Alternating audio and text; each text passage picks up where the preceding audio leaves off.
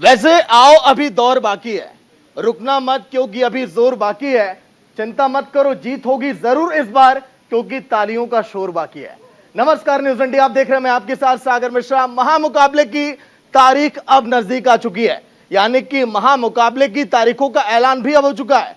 पहला मुकाबला 5 अक्टूबर को, लेकिन उसके बाद जब मुकाबले होंगे भारत और पाकिस्तान के, तो उस पर होंगी सभी की निगाहें। न्यूज इंडिया आज का दिन अपने तमाम खेल जगत की हस्तियों से चर्चा भी करेगा और बताएगा कि आखिर भारत का पलड़ा कहां कहां पर भारी है।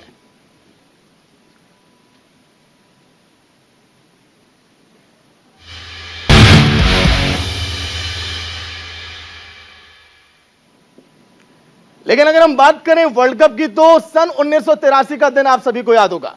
वो दिन हर एक भारतीयों के जहन में आज भी है, क्योंकि 40 साल पहले हमने वो कीर्तिमान बनाया था जिसे याद करके आज भी देश का हर एक युवा, हर एक खिलाड़ी ओतप्रोत हो जाता है। लेकिन सबसे पहले देखिए, उन तमाम यादों को तो हम ताजा करेंगे और यह भी टटोलेंगे कि आखिर भारत की टीम कहां कहां पर मजबूत है, क्योंकि T20 की शुरुआत के बाद कहा यह जा रहा है कि कहीं ना कहीं अन्य खेल हमारे प्रभावित हुए, जैसे कि टेस्ट के मुकाबले, वनडे के मुकाबले और भी कई सारी बारीकियां जो आज के दिन न्यूज इंडिया आपको बताएगा। लेकिन पहले आखिर मैच ये कब कब कहां कहां पर होने वाले हैं, आपको ग्राफिक्स के जरिए पहले वो बता देते हैं। चलिए कि आखिर ग्राफिक्स के जरिए मैच कहां कहां पर कब कब होंगे। हमारा होगा वर्ल्ड कप, हर एक भारतीय चाह रहा है। पहला मैच न्यूजीलैंड और इंग्लैंड के बीच 5 अक्टूबर को नरेंद्र मोदी स्टेडियम में खेला जाने वाला है। पहला मुकाबला, फाइनल मुकाबला भी यहीं पर होने वाला है। इसके साथ ही साथ अगले मैच की अगर बात करें, देखिए पहला मैच न्यूजीलैंड और इंग्लैंड के बीच। अगले मैच की बात करें, भारत का पहला मैच होगा भारत और ऑस्ट्रेलिया के बीच, जो कि 8 अक्टूबर को चेन्नई में खेला जाएगा। वहीं देखिए भारत और ऑस्ट्रेलिया के बीच 8 अक्टूबर को चेन्नई में मैच होगा। सभी की निगाहें इसके बाद हैं जो पाकिस्तान के मुकाबले होने वाले हैं भारत से। इस वर्ल्ड कप में हर एक टीमों के साथ मैच खेलेंगे, यानी कि 10 टीमें हैं, अभी 2 टीमें बाकी हैं जिन्होंने क्वालिफाई भी नहीं किया है। भारत अपने आखिरी 3 मैचों में से 2 क्वालिफायर टीमों से खेलेगा। 8 ऐसी टीमें जो पहले से ही तय हैं। देखिए अगर सेमीफाइनल की, अगर टॉप टीमों की अगर हम बात करें, तो ऊपर से देखिए नीचे तक पलड़ा काफी भारी है। और सेमीफाइनल के लिए तो इस बार रिजर्व डे भी रखा गया है, यानी कि जिस तरह से आईपीएल में हमने देखा था सेमीफाइनल और फाइनल मुकाबले में। लेकिन पहला सेमीफाइनल 15 नवंबर मुंबई की पिच होगी, जहां पर कहा जाता है कि भारत का दबदबा बहुत ज्यादा है। वहां पर भारत ने बहुत सारे मैच खेले और जीत भी वहां पर प्राप्त की है। फाइनल मुकाबला 19 नवंबर, जैसा कि हमने जिक्र किया, अहमदाबाद नरेंद्र मोदी स्टेडियम। यादगार होने वाला यह दिन। सन 2011 में भी भारत ने मेजबानी की थी वर्ल्ड कप की और हमने ट्रॉफी उठाई थी, आप सभी को याद होगा। और इसीलिए भारत की उम्मीदें इस बार और भी ज्यादा है, क्योंकि मेजबानी भारत कर रहा है इस बार भी। देखिए सेमीफाइनल की 4 टीमें जो होंगी वो आगे किस तरह से मुकाबला करेंगी। इस बार के वर्ल्ड कप की अगर हम बात करें तो बहुत ज्यादा खास होने वाला है। जिस तरह से 100 दिन तो अभी बाकी है, लेकिन इन 100 दिनों के अंदर कई सारे मैचेस खेलने हैं हर एक टीमों को। तो चलिए भारत और ऑस्ट्रेलिया की मैच की बात करें 8 अक्टूबर को। हालांकि देखिए हाल में जिस तरह से भारत ने टेस्ट चैंपियनशिप तो गवा दी, लेकिन कहा जाता है कि वनडे में पलड़ा भारी रहा है भारत का हमेशा, क्योंकि कई जो खिलाड़ी हैं, दिग्गज बात करें रोहित शर्मा, विराट कोहली और कई ऐसे युवा चेहरे जो उभर कर सामने आए आईपीएल के मैच के बाद, वो कमाल कर सकते हैं। लेकिन वर्ल्ड कप में अगर भारत की मैच की बात करें, 11 अक्टूबर को भारत और अफगानिस्तान के भी मैच होने वाले हैं। और इन सभी मैचों में भारत को टक्कर जो सामने वाली टीम देगी वो पहले से ही थोड़ा सा होपलेस हो सकती है, क्योंकि जमीन जो है वो भारत की होगी। 11 अक्टूबर को दिल्ली में यह मुकाबला होगा, देश की राजधानी में। बड़ी तादाद में यहां पर लोग इकट्ठे होंगे। तीसरा मैच, यह महामुकाबला भारत और पाकिस्तान का मैच होगा, जिस पर सभी की निगाहें आज ही से काउंटडाउन भी शुरू हो गया है कि आखिर कब भारत और पाकिस्तान का मुकाबला खेला जाएगा। ये 2 टीमें जो कि चिर प्रतिद्वंदी हैं, आप देखना होगा कि आखिर कौन सी टीम जीतेगी। हालांकि बार बार पाकिस्तान की तरफ से कहा गया कि मैच में तो हम ही मजबूत हैं, बेशक लड़ाइयों में रहें या फिर ना रहें। 19 अक्टूबर को पुणे में भारत और बांग्लादेश का मैच होगा। यहां पर भी बांग्लादेश को कम आंकना भारत की गलती हो सकती है, क्योंकि भारत जब जब ये सोचा, आत्मविश्वास से ज्यादा भरा हुआ दिखाई दिया, तब तब मैच भारत ने हारे हैं। लेकिन समझबूझ के साथ खेलना होगा। रोहित शर्मा ने आज के दिन ये बयान भी दिया है कि ये जो मैच है इस बार के वर्ल्ड कप के, सभी जो है बहुत ज्यादा, देखिए इसमें कंपटीशन टफ होने वाला है। 22 अक्टूबर को धर्मशाला में भारत और न्यूजीलैंड के बीच मैच होगा। इंग्लैंड से मुकाबला होगा 29 अक्टूबर को। ऐसे में फाइनल तक पहुंचने से पहले कई पड़ाव भारत को पार करने होंगे, रास्ते इतने आसान नहीं है। तमाम चलिए मेहमान होंगे, उनको बुला लेते हैं जिनसे हम चर्चा की शुरुआत करेंगे। जय होंगे जो कि क्रिकेट कमेंटेटर हैं, लखनऊ से भी हमारे मेहमान जुड़ेंगे। तो चलिए मेहमानों को आप बुलाते हैं, परिचय अब उनका करवाएंगे, क्योंकि इस मुकाबले की अगर हम बात करें, आइए जय, आइए कैमरा लाएगा आपको, देखिए हम दिखा रहे हैं। फिलहाल ये कमेंटेटर जय हैं, जो कि अमेरिका में इन्होंने बहुत सारे मैचों में कमेंट्री की है, और आज ये हमारे स्टूडियो में यहाँ पर आप पहुंचे, जिनसे हम चर्चा करेंगे। जय, बहुत स्वागत है आपका न्यूज इंडिया के स्टूडियो में। हाँ, धन्यवाद सागर जी, बहुत अच्छा लग रहा है यहाँ के। चलिए, वैसे जय देखिए, महामुकाबले का ऐलान तो हो चुका है, लेकिन किस तरह से आप देख रहे हैं भारत का पलड़ा कितना भारी हो सकता है? हालांकि रोहित शर्मा ने इस बात का जिक्र कर दिया है कि मुकाबला आसान नहीं होने वाला है इस बार का। भारत पाकिस्तान का जो मुकाबला है हमेशा आसान तो होता नहीं है, काफी अच्छा मुकाबला होता है, हमने बहुत सालों से देखा है। लेकिन भारतीय टीम जैसे खेलती है, और जब विश्व कप में जो लीग स्टेजेस हैं, जैसे वो स्पेशली जैसे पाकिस्तान के खिलाफ उनने खेला हुआ है, मुझे लगता है कि इस साल भी अच्छा होगा अगर भारत जीते ऑफ कोर्स, लेकिन एक काफी अच्छा मुकाबला हमें देखने को मिलेगा।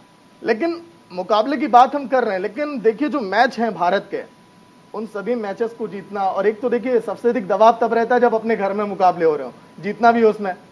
हाँ बिल्कुल, जीतने तो काफी ऐसे मुकाबले होते हैं, लेकिन ये जैसा आपने बोला मैचेस जो हैं हुए भारत में ही रहे हैं, तो ये भी काफी जो भारतीय टीम है काफी उन्हें हेल्प करेगा, क्योंकि भारतीय जो टीम है और जो इंडिया इटसेल्फ है, काफी एक फोर्ट्रेस सी बना दिया जैसे हम बोलते हैं भारतीय नेशन को। तो आई थिंक अच्छा रहेगा और काफी अच्छा खेल पाएंगे। चलिए कुछ आंकड़े एक बार दिखाएगा नीचे, जब कमेंटेटर जय हमारे साथ, तो उस पर भी चर्चा कर लेते हैं। देखिए सेमीफाइनल के लिए इस बार देखिए अगला दिन भी रखा गया, अगर बारिश हो जाती है, मैच अगर बारिश के कारण धुल गया, ये शुरुआत अच्छी रही है, क्योंकि कई बार हमने देखा फाइनल मुकाबले भी धुल जाते हैं, मौसम की भेंट चढ़ जाते हैं, तो इससे जो है खिलाड़ी परेशान नहीं होंगे, दर्शक भी सोचते हैं कि यार फाइनल मुकाबला तो देख के ही जाओ। हाँ बिल्कुल, और जैसे इस बार आईपीएल में भी मैच में बारिश आ गई थी, तो इसलिए अगला दिन यूज करना पड़ा, और क्या मैच था वो भी। तो आई थिंक अच्छा है जो ये एक रिजर्व डे जैसा रखा गया अगर बारिश हो जाए। लेकिन जो कड़ी टीम है, अगर हम मुकाबले की बात करें, ऑस्ट्रेलिया की बात करें, न्यूजीलैंड की बात करें, इंग्लैंड की बात करें, बहुत ही टक्कर देंगी भारत की टीम है। हाल में देखिए इंडिया ने वर्ल्ड चैंपियनशिप भी हार गई टेस्ट वाली, इसका भी जिक्र हम कर ही रहे हैं। क्या उस दबाव से इतनी जल्दी उभर पाना, फिर वनडे में खेलना इतना आसान आपको लगता है क्या जाए? मुझे लगता है दबाव तो होगा बिल्कुल, जो ये इतनी बड़ी टीम है उनके अगेंस्ट खेल रहे हो आप, लेकिन जो ये इंडियन टीम है ये उस दबाव से उठ के आ सकती है। हमने देखा है इन सिचुएशंस में वो काफ़ी अच्छा खेलते हैं, और काफ़ी एक्सपीरियंस जो खिलाड़ी हैं वो अच्छा खेल सकते हैं। आई थिंक ये जो बड़े गेम्स हैं। चलिए ठीक है, दोनों मेहमानों के एक बार नाम लगा दीजिएगा, फिर उनका भी परिचय हम करवा दें कि आखिर कौन कौन से मेहमान और आज के दिन हमारे साथ हैं। देखिए बात हम कर रहे हैं, दो हमारे मेहमान फिलहाल जुड़ गए हैं। जय एलायंस जो कि क्रिकेट कमेंटेटर हैं स्टूडियो में एलायंस, वहीं अभिजीत सिन्हा की बात करूं जो कि फिलहाल इस समय जुड़ चुके हैं लाइव में, और ऊपर करी हिमांशु चतुर्वेदी, फाउंडर हैं गुरु फाउंडेशन स्पोर्ट्स के। बहुत बहुत स्वागत है आप लोगों का सर न्यूज इंडिया में। हिमांशु जी, शुरुआत अब होने जा रही है बहुत जल्द, केवल 100 दिन है, काउंटडाउन शुरू हो चुका है। कैसे देख रहे हैं मुकाबले को, क्योंकि देख पर्व की तरह है, 4 सालों तक इंतजार हम करते हैं इस घड़ी का। देखिए अगर हम इस पर्टिकुलर वर्ल्ड कप की बात करें, बहुत इंटरेस्टिंग होगा, क्योंकि अगर हम इससे पहला वर्ल्ड कप देखें 19 का, उसमें भारत की परफॉर्मेंस बहुत ही ज़्यादा अच्छी है जी। हम नहीं जीते, बट परफॉर्मेंस वाइज अगर आप देखें तो ऑलमोस्ट जो हमारी टैली ऑफ मैचेस है बहुत ज़्यादा इंटरेस्टिंग। बट एक पॉइंट जो थोड़ा चिंता का विषय यहाँ पे हमारे पास होता है, वो ये है कि जो परसेंटेज हमारी टॉप टीम्स के साथ है विनिंग की, वो बहुत ज़्यादा था। स्पेशली जो हम फर्स्ट मैच खेल रहे हैं उससे 33% हम जो है ऑस्ट्रेलिया से जीते हैं। तो ये जो परसेंटेज ऊपर की जो टॉप 4 टीमों के साथ में हमारी विनिंग की है, वो थोड़ा सा एक फिगर थोड़ा सा हमारे को परेशान करता है। तो जो पहला मैच है हमारे लिए वो टर्निंग पॉइंट होगा, कॉन्फिडेंस लेवल बढ़ाएगा, क्योंकि अगर हम फर्स्ट मैच में ऑस्ट्रेलिया को टेक ओवर करेंगे, पुराना हम 1975 से देखना शुरू करें तो ऑस्ट्रेलिया से हमारी विनिंग सिर्फ 33% हुई। तो दैट इज अ पॉइंट जहां एक बहुत बड़ा वरी फैक्टर है, और वो पहला ही मैच आप करते हैं। तो अगर हम कहीं से उस मैच में एक सरप्राइज स्प्रिंग करें और उस मैच में हम जीतें, तो हमारा वे फॉरवर्ड बहुत अच्छा हो जाएगा। चलिए अभिजीत जी कैसे देख रहे हैं, क्योंकि देखिए भारत के मुकाबले जो हैं अब घरेलू मैदान पर होने वाले हैं। सन 2011 वाला इतिहास क्या आप दोहरा पाएंगे हम, क्योंकि इंतजार इसीलिए हमने जिक्र किया है कि इस बार वर्ल्ड कप हमारा होगा। जी हाँ, मेरे को तो यही लगता है, क्योंकि इंडिया को एक चीज जो है वो है होम एडवांटेज, अपने कंट्री के अंदर खेलना। बट खाली एडवांटेज नहीं होता है, टीम को प्रेशर भी बहुत होता है क्योंकि पब्लिक की उम्मीदें बहुत बढ़ जाती हैं। जैसे 2011 में इंडिया ने परफॉर्म किया था, वर्ल्ड कप जीता था, मेरे को यही उम्मीद है कि क्योंकि हम अपनी कंट्री में खेल रहे हैं, एक बार उसी परफॉर्मेंस को हम रिपीट कर सकते हैं। और जिस तरह के दिग्गज प्लेयर हैं, जिस तरह के उनके फॉर्म चल रहे हैं, हालांकि वनडे में कोई भी कंट्री इजी नहीं है। मैं पिछले 19 के वर्ल्ड कप पे भी मैंने एक इंटरव्यू किया था जिसमें बोला था कि न्यूजीलैंड से हम लोग लीग मैच नहीं खेल पाए थे पानी की वजह से, और डायरेक्टली फिर हम जो है नॉकआउट में खेले थे, और नॉकआउट पे और रोहित ने 300 भी किए थे उसमें, इंग्लैंड में, सबको याद होगा। बट जो कमेंटेटर मुझे आए थे मेरे से इंटरव्यू ले रहे थे, उन्होंने कहा था, मैंने उनसे एक ही बात बोली थी, हर मैच नया होगा। बिल्कुल, अगर आप मैच बाय मैच चलेंगे तो ज़्यादा अच्छा, नहीं तो प्लेयरों से आप उम्मीद बहुत ज़्यादा करने लगते हो। कहीं एक नॉकआउट का मतलब आपने गलती की है, आप बाहर हो, और वही हुआ था न्यूजीलैंड के साथ। हमने गलती की, हम बाहर हुए, तो इंडिया के ऊपर डेफिनेटली प्रेशर बहुत होगा। बट मेरे को ये उम्मीद पक्की है कि जो होम एडवांटेज है वो इंडिया के फेवर में जाए।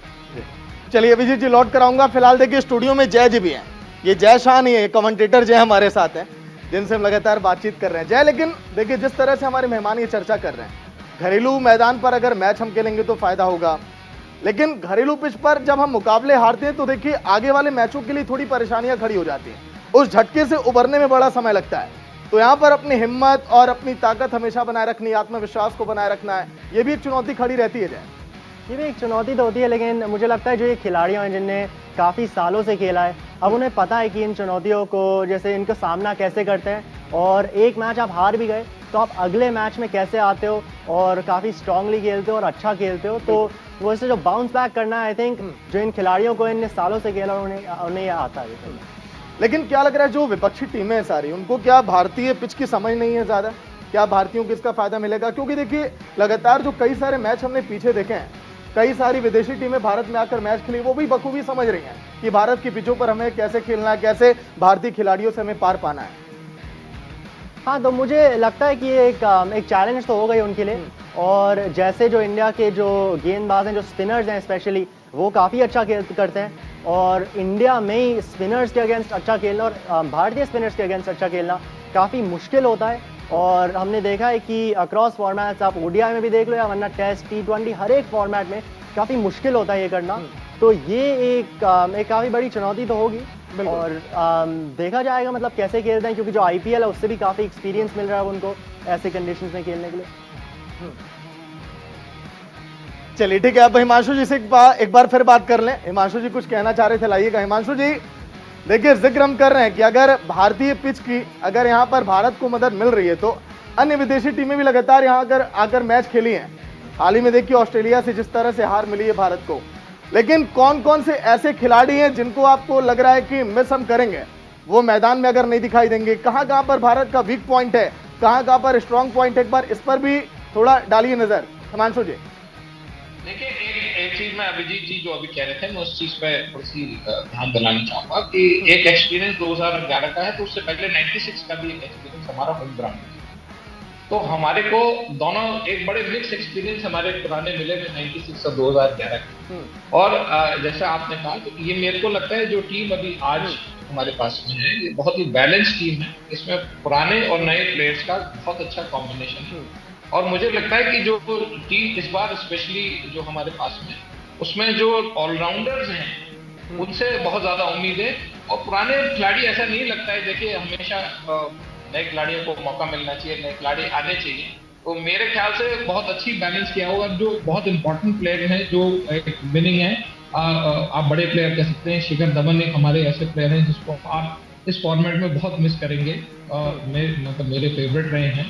और ऑफकोर्स ये कितने बड़े प्लेयर जो आज इंजर्ड हैं, हमारे जो एक्सपेंट में बाहर हैं, उनको मैं बहुत मिस करूंगा, वो मेरे बहुत फेवरेट प्लेयर हैं। इन दो प्लेयर्स को मैं पर्सनल लेवल पे बहुत मिस करूंगा इस पर्टिकुलर फॉर्मेट। ठीक है, चलिए हिमांशु जी, अभिजीत जी बने रहेगा, एक छोटे से ब्रेक पर जा रहे हैं। ब्रेक के बाद कमेंटेटर जय भी आप लोगों से पूछेंगे कि आखिर कहां कहां पर हमारा पलड़ा भारी हो सकता है। लेकिन तालियों का शोर देखिए अब बहुत ज्यादा होने वाला है, क्योंकि इंतजार की घड़ियां अब समाप्त होने वाली है, क्योंकि वर्ल्ड कप के महामुकाबले का आगाज होने वाला है। कहीं मत जाइएगा, ब्रेक के बाद जल्द हाजिर होता है।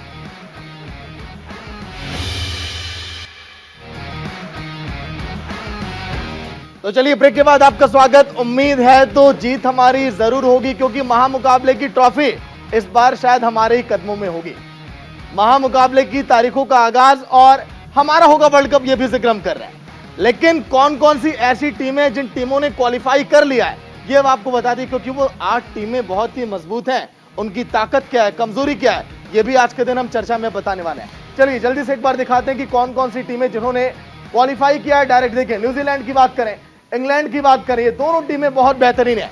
वनडे के मुकाबले की बात करें, T20 फॉर्मेट की बात करें, जहां पर इन्होंने कमाल का प्रदर्शन किया है। वहीं देखिए, इसके अलावा आगे की टीमें, भारत भी, ऑस्ट्रेलिया भी उन्हीं में से एक है। देखिए, इंडिया की बात करें, बांग्लादेश की बात करें, बांग्लादेश ने पिछले कुछ सालों में तो जिस तरह से प्रदर्शन किया, बड़ी बड़ी टीमों को भी मात दी है। इसीलिए बांग्लादेश को कम आंकना शायद बहुत बड़ी गलती हो सकती है। वहीं आगे अब आप देखिए, पाकिस्तान की बात करें, ऑस्ट्रेलिया की बात करें, पाकिस्तान का जो टॉप ऑर्डर है और चाहे इनके बॉलर हैं, उन्होंने हमेशा सभी को बहुत ज्यादा परेशान किया अपनी बल्लेबाजी से, बॉलिंग से। ऑस्ट्रेलिया की बात करें, कंगारुओं के बारे में तो आपने सुना है। सन 2003 का वर्ल्ड कप तो हम सभी को याद है, जिस तरह से भारत को हार का सामना करना पड़ा था, तो इस बार बदला भी लेने की बारी है। वहीं आगे देखिए, 2 टीमें और, पाकिस्तान, ऑस्ट्रेलिया के बाद हमने बांग्लादेश का जिक्र किया, इंडिया का जिक्र किया, न्यूजीलैंड और इंग्लैंड, इसके साथ ही साथ अफगानिस्तान और साउथ अफ्रीका। साउथ अफ्रीका जिन्हें चोकर्स कहा जाता है, लेकिन हो सकता है कि इस बार ये कमाल करें, उम्मीद है साउथ अफ्रीका के लोगों को। तो इन 8 टीमों की बात हम किए, बारी बारी से इन टीमों को भी दिखाइएगा नीचे। और अब शुरुआत करते हैं पहली टीम, यानी कि अपने देश हिंदुस्तान से, कि आखिर उनकी ताकत क्या है। लाइए दोनों मेहमानों की एक बार, जिस तरह से अभिजीत जी हैं और फिलहाल हिमांशु जी हैं चर्चा में। अभिजीत जी, 8 टीमें जिन्होंने पहले क्वालिफाई किया है, अब उनकी ताकत और कमजोरी पर हम आ रहे हैं एक एक करके। सबसे पहले भारत की बात कर लेते हैं सर।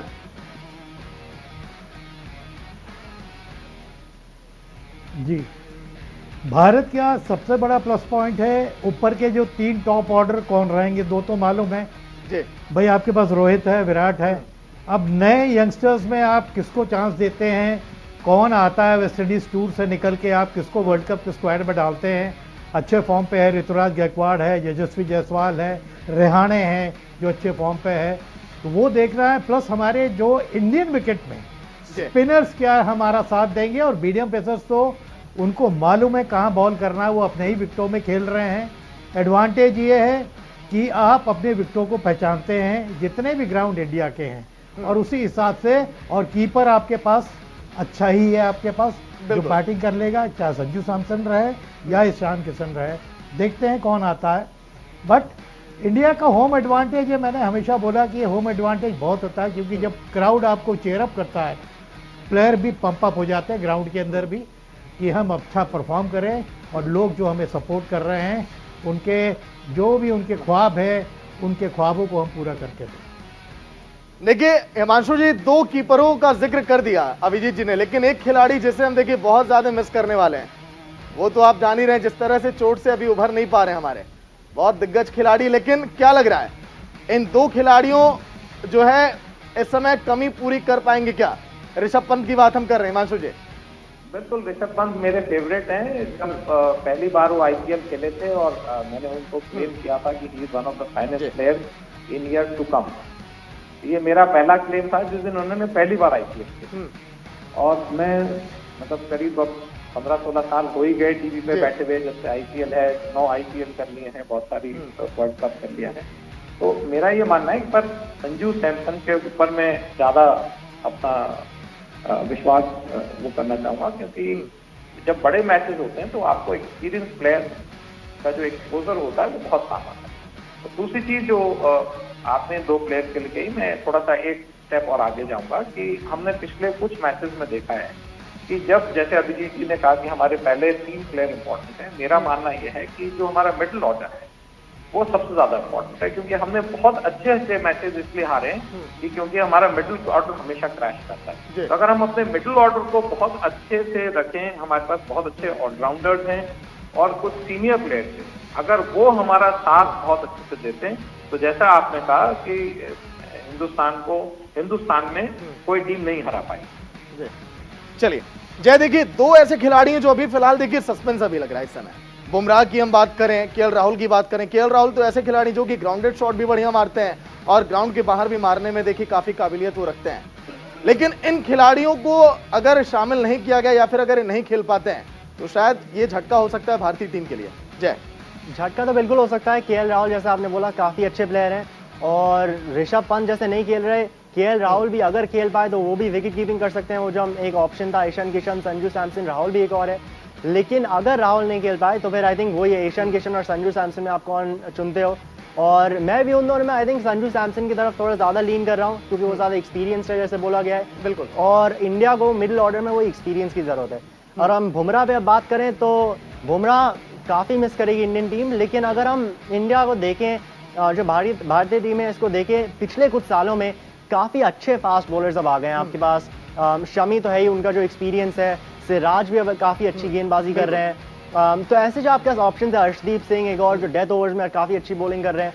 तो ये जो सारे ऑप्शंस हैं आई थिंक इनसे जो ये भारतीय टीम है बुमराह को पूरा रिप्लेस तो नहीं कर पाएंगे, लेकिन वो आपके पास ऑप्शंस आ जाएंगे। हार्दिक पांड्या भी अब ठीक बॉलिंग करने लगे हैं, वो भी वापस फिट है।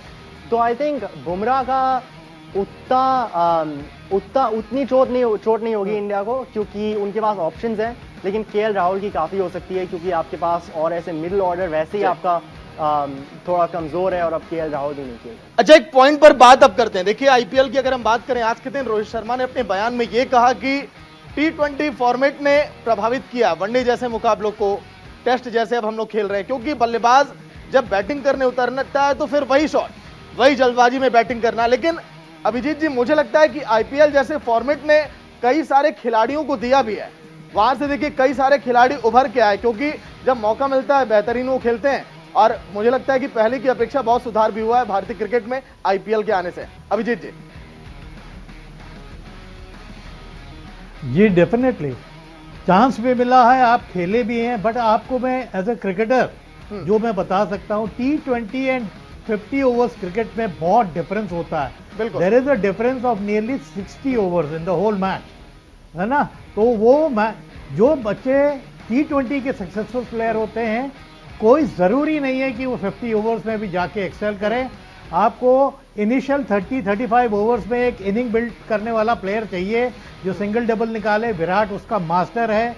रोहित तो थोड़ा सा स्ट्रोक मेकिंग ज्यादा रखते हैं, बट विराट उसका मास्टर है जो आपको पूरे ग्राउंड में चकाता भी रहेगा और बाउंड्रीज भी मारता रहेगा। तो he is the key player in 50 over. उस तरह नीचे रहाणे भी फॉर्म पे है, देखते हैं उसको रखते हैं। बिल्कुल। बाकी यस, राहुल का ना होना एक थोड़ा सा गैप क्रिएट करता है, बट संजू सैमसन के लिए जो बोला गया कि I think number 1 keeper, because he is a very very good batsman, उसको एक्सपीरियंस की भी कमी नहीं है। तो संजू है, ऐसे हार्दिक है, is very good in batting. और बॉलर्स तो खैर हमारे पास हैं जो कर लेंगे, चाहे स्पिनर्स हो मीडियम पेसर्स हो, और इनके होम सॉइल पे खेल रहे हैं। That is the advantage with them, and उसी पे उनको ट्रस्ट करना चाहिए और बैक करना चाहिए। चलिए हिमांशु जी, हमने बैटिंग ऑर्डर की बात कर ली, कीपिंग पर हमने चर्चा कर ली, लेकिन बॉलिंग ऑर्डर कैसे आप देख रहे हैं? क्योंकि कई ऐसे बॉलर हैं जो अब देखिए भारतीय टीम में है भी नहीं, कई ऐसे बॉलर हैं जो चोटिल भी हैं। अब हमारा युवा जो बॉलिंग क्रम है वो कितना प्रभाव छोड़ पाएगा सामने वाली टीम पर? हिमांशु जी। नहीं, देखिए जैसा अभी जय ने कहा, मेरे को लगता है कि हमने पिछले कुछ टाइम में बॉलर्स बहुत अच्छे तैयार किए, और मेरा मानना है कि ये जो अभी हमारे पास में बॉलर्स हैं ये कॉम्पिटेंट हैं, काफी कॉम्पिटेंट हैं इस पर्टिकुलर कंपटीशन के लिए। और एक और भी बहुत अच्छी चीज होती है, कई बार हम देखते हैं कंपटीशन में कि जब अनएक्सपोज प्लेयर्स आते हैं, जो हमारे बॉलर्स जो नए बॉलर्स हैं उनका बहुत ज्यादा एक्सपोज नहीं है, वो भी हमें बहुत अच्छे रिजल्ट देते हैं। बिल्कुल। तो ये एक डिसएडवांटेज में एडवांटेज हमें मिलता है कि जो हमारे कई बार जो नए बॉलर्स हैं उनको जब अपनी होम पिच मिलती है खेलने के लिए, तो उनके रिजल्ट बहुत सरप्राइजिंग होते हैं। और बिल्कुल मैं जय की बात इस चीज से एग्री करूंगा कि ये जो अभी नई जो हमारी सीरीज ऑफ बॉलर्स आई है, ये 100% कॉम्पिटेंट है। और हम यस, बुमराह को हम मिस करेंगे क्योंकि बुमराह का जो एक्सपीरियंस है वो और लोगों का नहीं है, एक्सपोजर बहुत बड़ा है। बट ये जो पर्टिकुलर जो 2-3 अभी जो नए हमारे शमी हैं, शमी के पास में भी एक्सपीरियंस भी है, तो जो नए बॉलर्स हैं, आई एम वेरी कॉन्फिडेंट कि ये हमें बहुत अच्छा रिजल्ट देंगे। चलिए जय, देखिए आपकी चर्चा पर फिलहाल यहाँ पर मुहर लग रही है, लेकिन हम बुमराह की बात करें, डेथ ओवर्स के मास्टर हैं, पावर प्ले के दौरान बॉलिंग करने में देखिए कितने सक्षम है वो।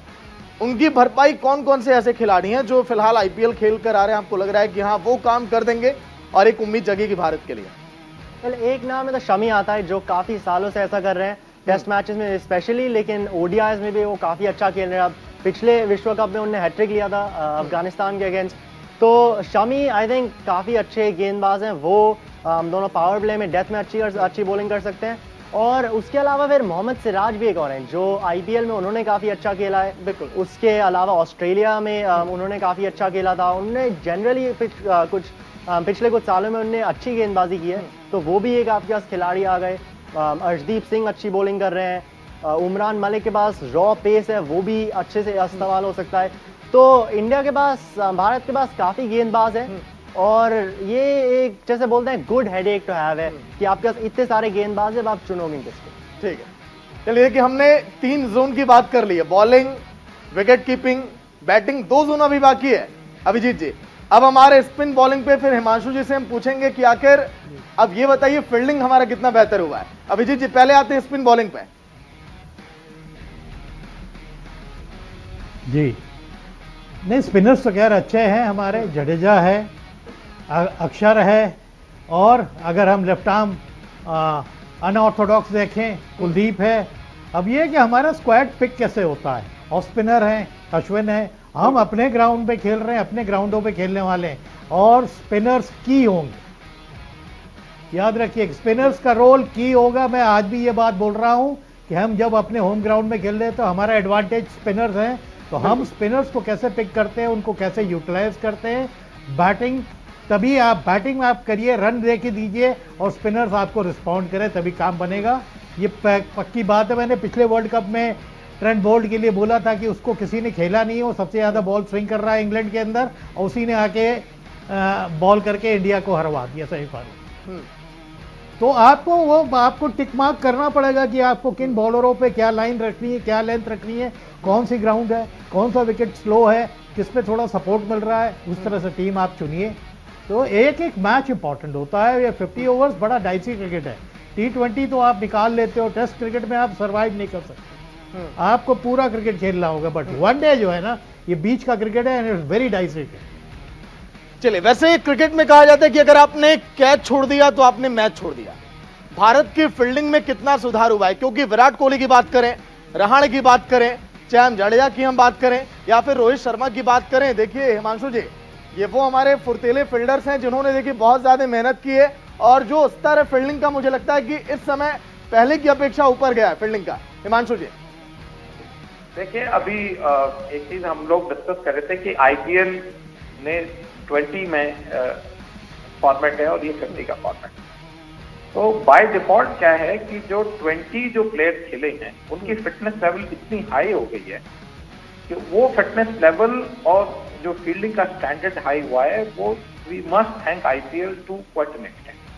कि जो आज हमारे प्लेयर्स इतने फुर्तीले हो गए हैं और जो जिस तरीके के वो कैचेस वो पकड़ते हैं और जिस तरीके की डाइविंग करते हैं और डू एंड डाई करते हैं, वो हमारे को बहुत फायदा देगा। और फिटनेस लेवल आप अगर पिछले, हम अगर दशक तो मैं नहीं कह सकता, दशक ज्यादा हो जाएगा, पर अगर पिछले 5, 6, 7 साल में देखें तो हमारे ख्याल से हम वर्ल्ड क्लास हो गए। जो एक हम जॉन्टी रोड्स को देखा करते थे, तो मेरे को दोबारा पुराना जमाना याद आता है जो एकनाथ सोलकर हुआ करते थे, कि उनके पास से कभी आप बॉल ही नहीं निकाल सकते थे, कोई कैच छूटता ही नहीं था उनके साथ में। उनके हाथ में एक कहते थे चुंबक लगी हुई होती थी कि वो फॉरवर्ड शॉट लेग और वहां खड़े होते थे तो बॉल पिच पे ही कैच करते थे। तो मेरे को लगता है अभी जो ये जो कुछ है, जडेजा हैं, विराट कोहली हैं, अक्षर पटेल हैं, राहुल भी हैं, और ये सब जो प्लेयर्स हैं जो नया, ये जो बुमराह भी हैं, मतलब इसमें अभी बुमराह हम मिस, पर वो बाकी के, और आप संजू सैमसन को देखिए, उसकी fitness is amazing, the way he keeps the wicket at the back. तो समरसॉल्टिंग करवा लीजिए जिम्नास्ट की तरह। तो अब हमारी जो फिटनेस लेवल है वो बहुत ज्यादा हो गई है, वर्ल्ड क्लास। जो किसी जमाने में कहा जाता था कि South African players are to be watch, की फिटनेस उनकी कितनी आउटस्टैंडिंग है, या इंग्लैंड के प्लेयर्स बहुत ज्यादा फिट हैं, तो आज हम एट पार इन फिटनेस किसी भी टीम से कर सकते हैं। और ये बहुत बड़ा कंट्रीब्यूशन मेरा मानना है आईपीएल का है।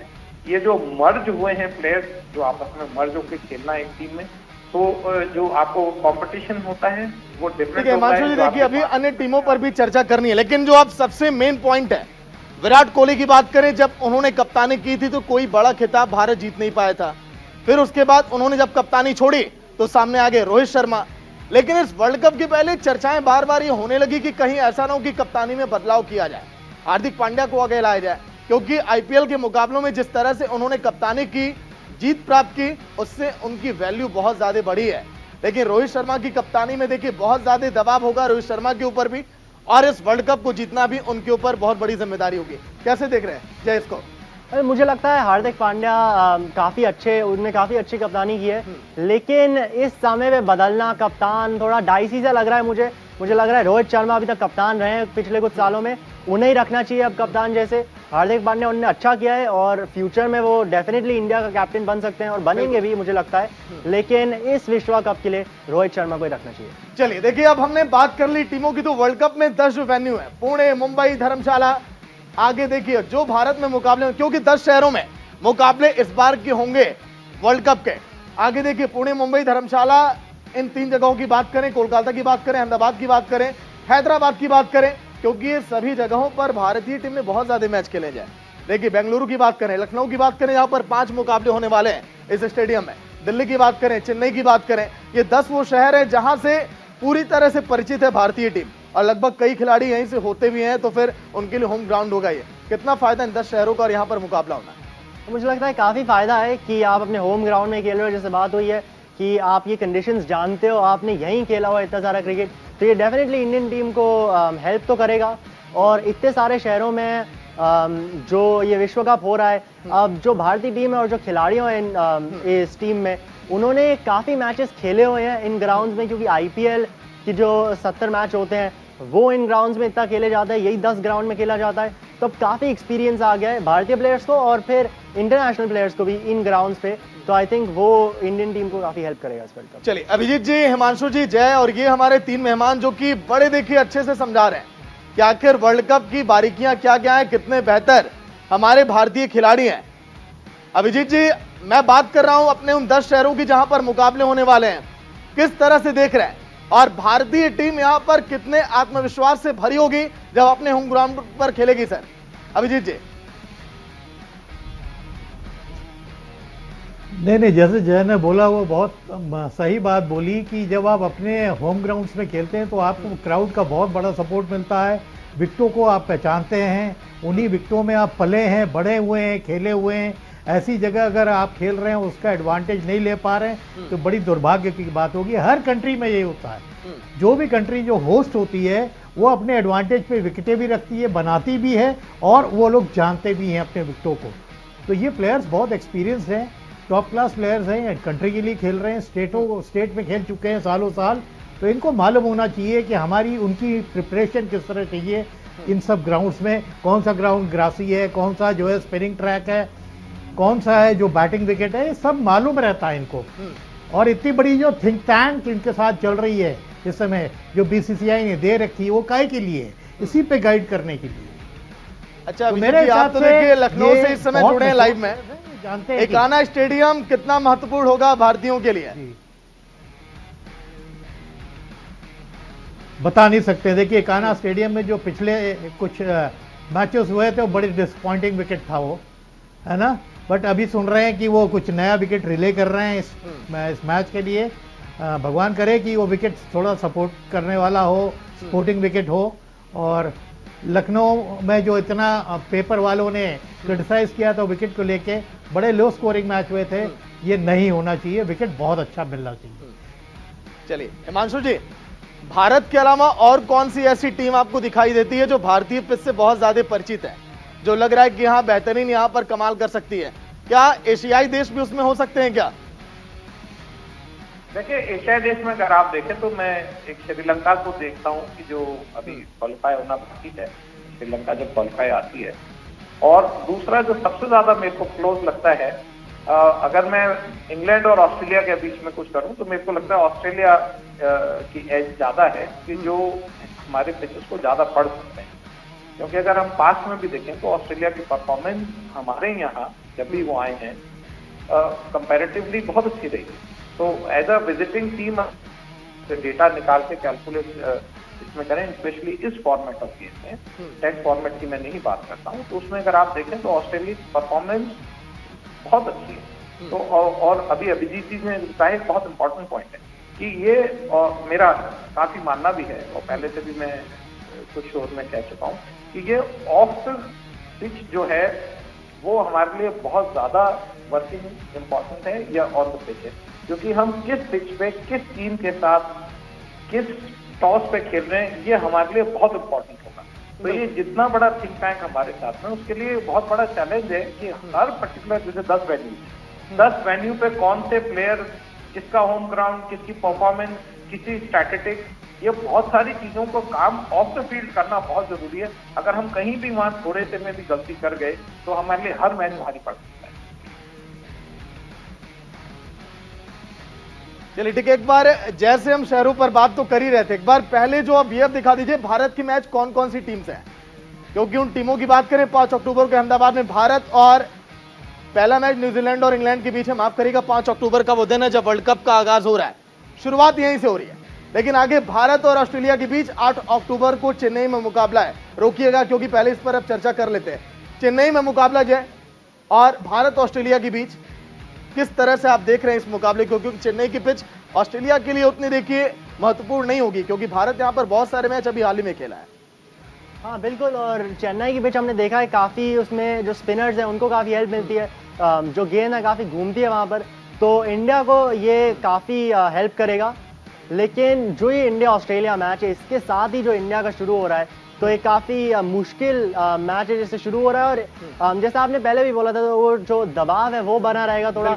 वर्ल्ड टेस्ट चैंपियनशिप जो थी वो टेस्ट मैच में हारे थे, लेकिन ये नया गेम है और इंडिया ऑस्ट्रेलिया ODI में काफ़ी अच्छा इनकाउंटर होने वाला है, और आई थिंक काफ़ी एंटरटेनिंग गेम होगा इंडिया के लिए शुरू करने के लिए। अच्छा हिमांशु जी, 15 तारीख का आप जिक्र हम कर लेते हैं। 15 अक्टूबर नरेंद्र मोदी स्टेडियम, जहां पर मुकाबला है भारत और पाकिस्तान का।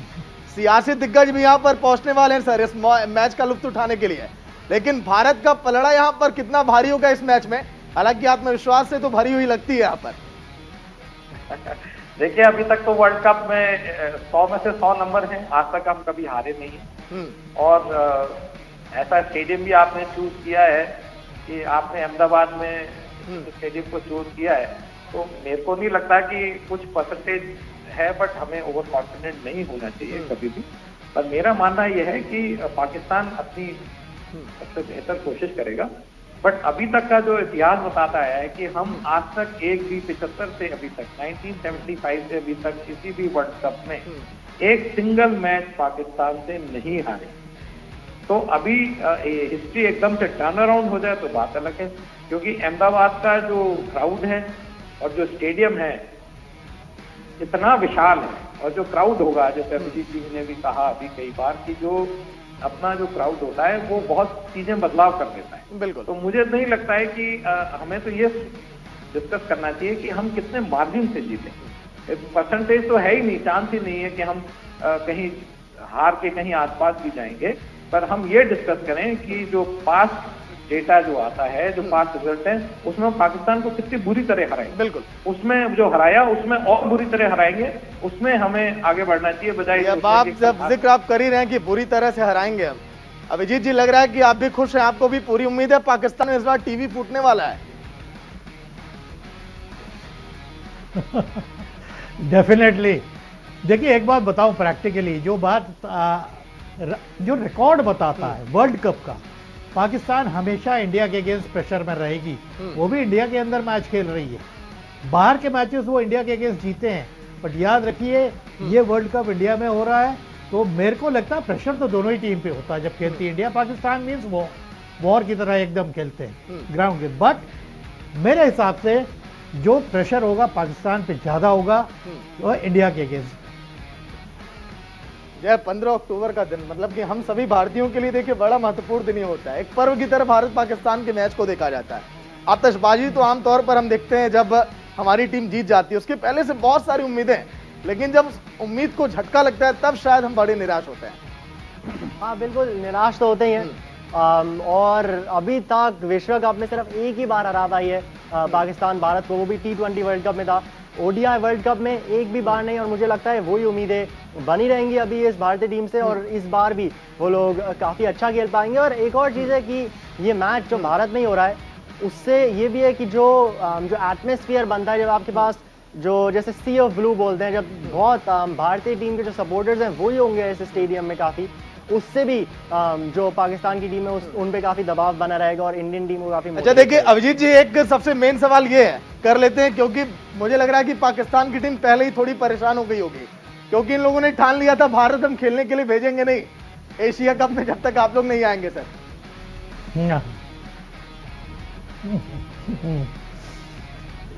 जी अभिजीत जी बोलिए। डेफिनेटली ये प्रेशर तो है, उनको मालूम है इंडिया के अंदर खेलना इतना आसान नहीं है।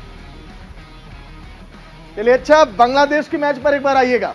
बांग्लादेश का मैच कहां पर है, कितने तारीख को, एक बार ये आप सभी को दिखा दें, क्योंकि बांग्लादेश ने कई बार ऐसे मैच भारत को हराए जो उम्मीद नहीं थे।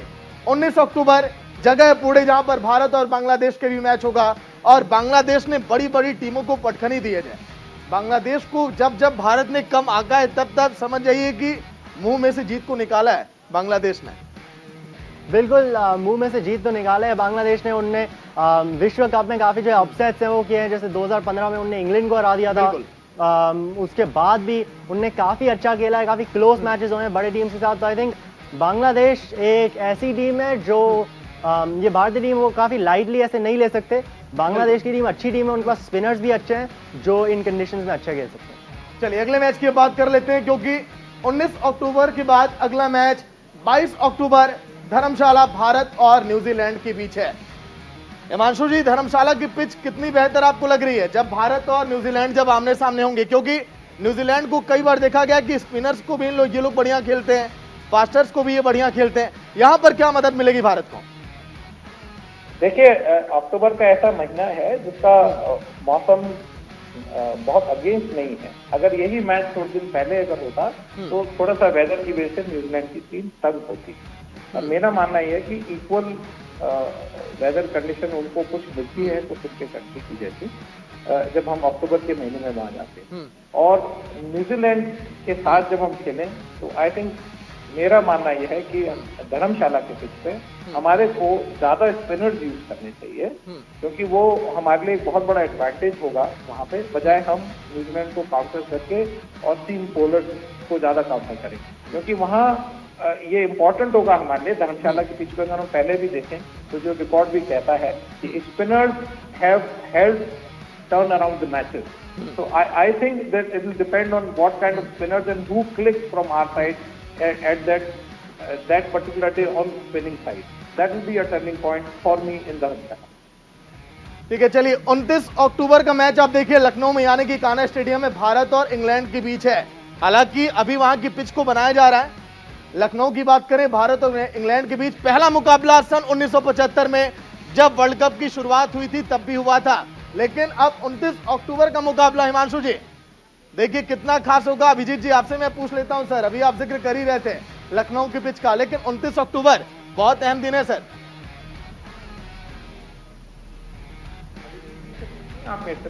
जी हाँ जी अभिजीत जी बोलिए। मेरे हिसाब से क्या विकेट बनता है ये बहुत इंपॉर्टेंट है। क्या विकेट कैसा बनता है, अभी तक तो लखनऊ की पिचेस ने थोड़े से डिसपॉइंट किए जब इंटरनेशनल मैचेस हुए थे, बट मेरे हिसाब से जब तक 29 अक्टूबर आएगा तब तक विकेट तो बन जाएगा। वहाँ नया विकेट ले कर रहे हैं, मेहनत तो चल रही है, देखते हैं। बट आपको मैं एक चीज़ और बताऊँ, इंग्लैंड बहुत प्रोफेशनल टीम। इंग्लैंड का जो T20 एंड वनडे में जो इतना ज़्यादा आने पिछले कुछ ईयर्स में ये लोग ऊपर आए हैं, इसलिए ये इन लोग की सोच की वजह से। उनकी जरा टीमें देखिएगा, T20 से उनकी वनडे की टीम बिल्कुल अलग रहती है। तो सेट प्लेयर्स होते हैं, उसको खिलाते हैं जो सक्सेसफुल प्लेयर्स हैं उनके काउंटी। बिल्कुल। तो इंग्लैंड की टीम बहुत टफ टीम है। अब इंडिया में वो कैसे फेयर करती है ये हम लोग को देखना हो, खासकर लखनऊ में इंडिया से मैच है।